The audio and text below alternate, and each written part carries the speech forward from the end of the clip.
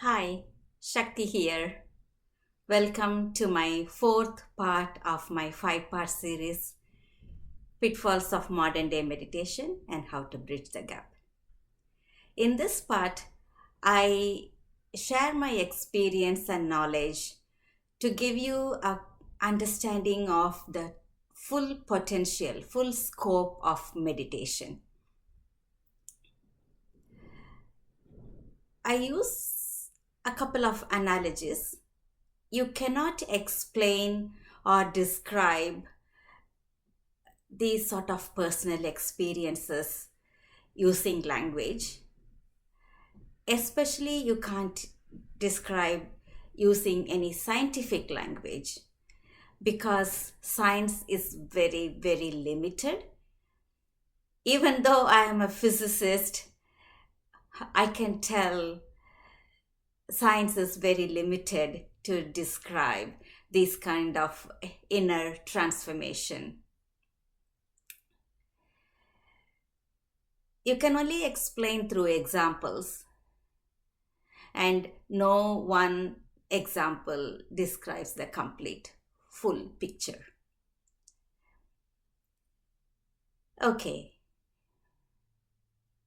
In the West, in this time, say last 50, 60 years, meditation has been promoted as a stress reliever, as a soothing mechanism, a magic pill for good life.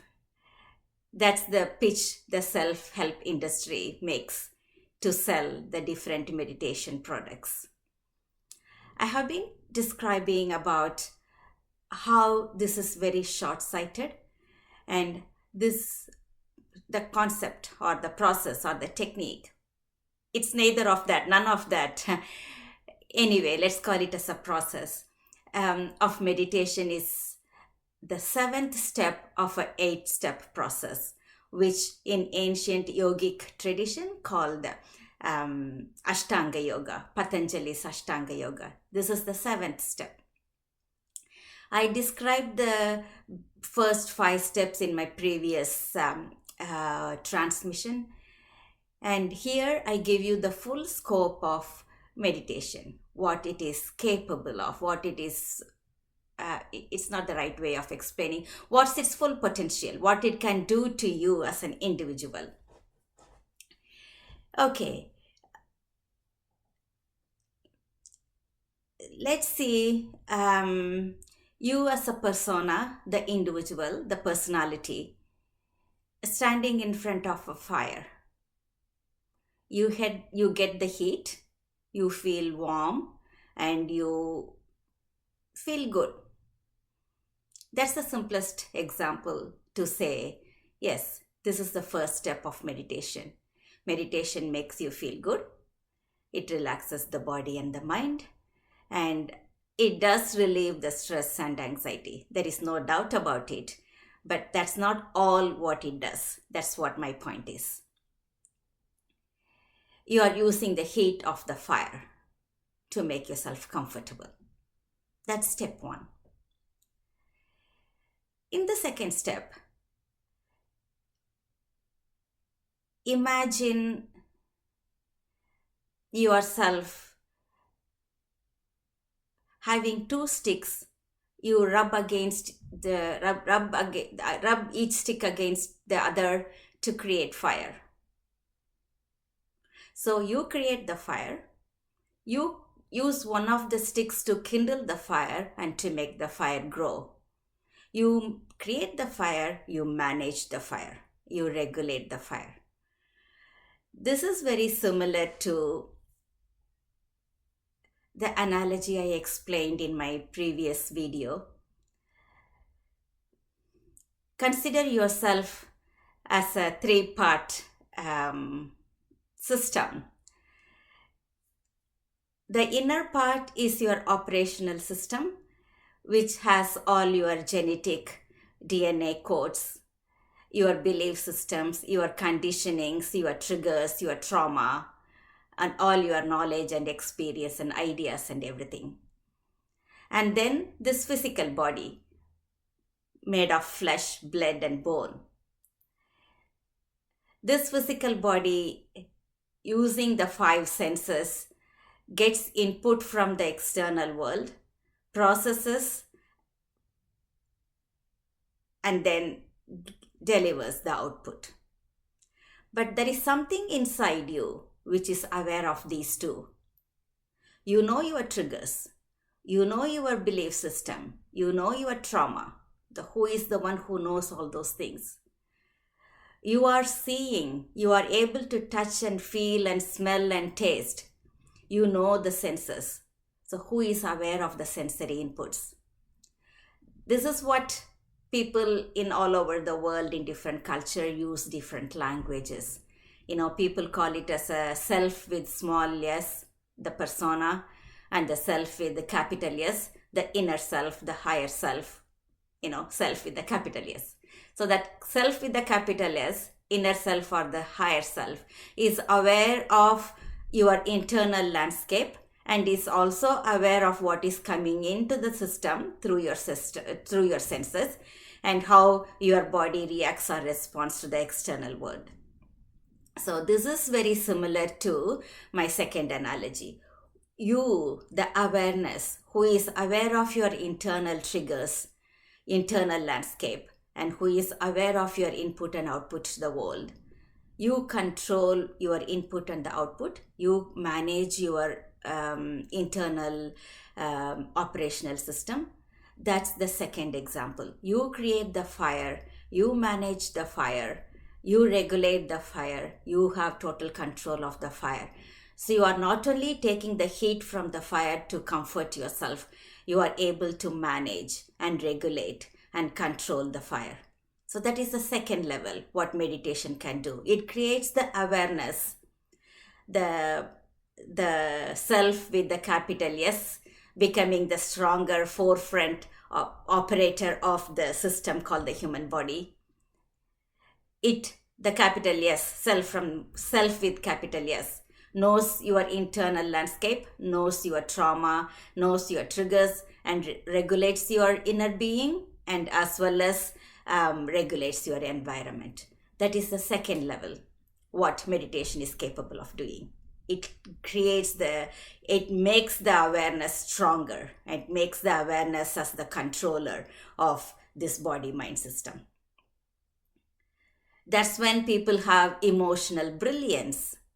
They have compassion and they have empathy and they see all human beings as equal. Not only human beings, all the plants and animals has the same energy that supports all the plants and animals. They are able to connect with all the living things. Okay, now moving on to the third level.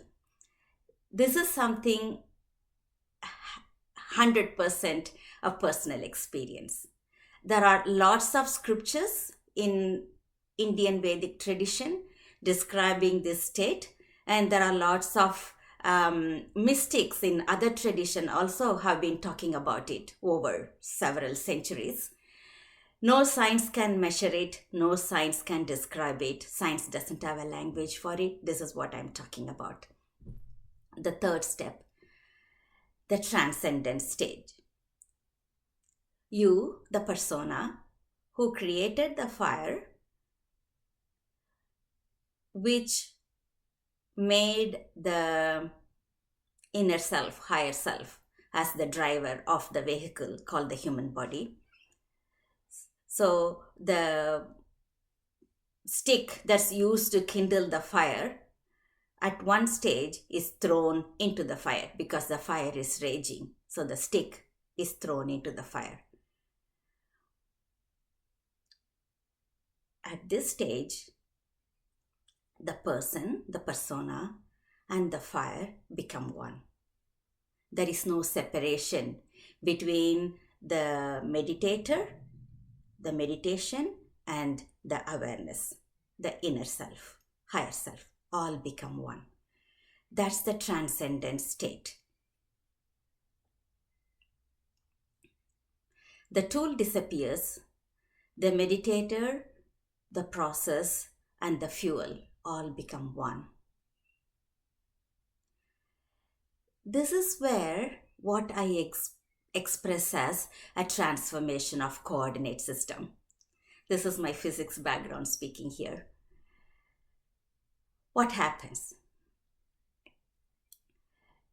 In the first and the second stage, or if you want to have reference to Patanjali's Ashtanga Yoga, in the first 5 steps, whatever is happening can be described in the Newtonian physics. The frame of reference is stationary. It measures the moving objects. So there is a separation between the frame of reference and the observer and the observation, what is being observed. The frame of reference is stationary. But when you move in step 6 or step 7, and also including to step 8 of Ashtanga Yoga, the 8-step process, the frame of reference itself changes. From Newtonian reference, you are thinking about the Einsteinian reference. The frame of reference itself is moving. It's accelerating. So you become the frame of reference which is moving. And if you could remember your high school physics in the theory of relativity, when the frame of reference itself is moving, accelerating, what happens? Time dilates and length contracts. Space contracts and the time gets enlarged, larger and larger. That's the, like again, it's such a beautiful place to be in, where you become one with everything and you are observing as the time expands, everything is happening at the same time. There is no past, present, or future. Everything is just in that moment. As the length contracts, there is no distance between, say, Sydney and Melbourne. There is no distance in the physical plane. You can be anywhere at any time, any moment, or you can be everywhere at all time. You know, that kind of experience.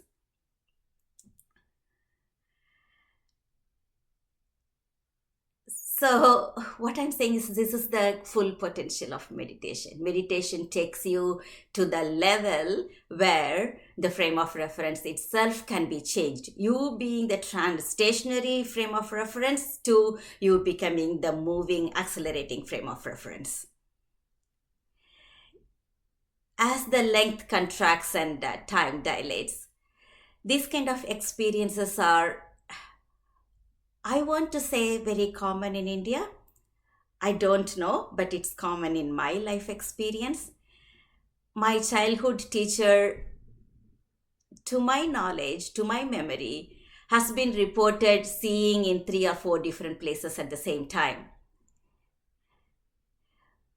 In my adulthood, when I was going through the physical, spiritual journey, going through so much of physical pain, my teachers living in other state and living in other country could tap into my energy. And every time, not every time, there are times when I was really sad, crying, in so much pain, I would get a phone call. What's happening? Why are you crying? Checking on me. Quantum entanglement. Two beings are connected. This is not quantum physics. This is not science fiction. It's personal experience. It can happen. I haven't been able to connect with somebody else in the language of quantum entanglement, but my teachers are able to connect with me. So what I want to share in this transmission is that the full potential of meditation. It's up to each and every one of us to use to what level they want to use it. Use it as fire to warm yourself, or use it as fire to kindle, use the stick to kindle the fire, or still being as a stationary frame of reference, or transcend everything. Everything is possible through meditation. My goal in this series is not to give you another tool to add to your busy life. It is to show you the map of unbecoming. Whether you just need to warm your body, your hands today, or you are ready to transcend and become fire, become the moving frame of reference, you deserve to know the full potential. You deserve to know the totality, the big picture, the capacity, what you can do with meditation. Welcome to the baseline.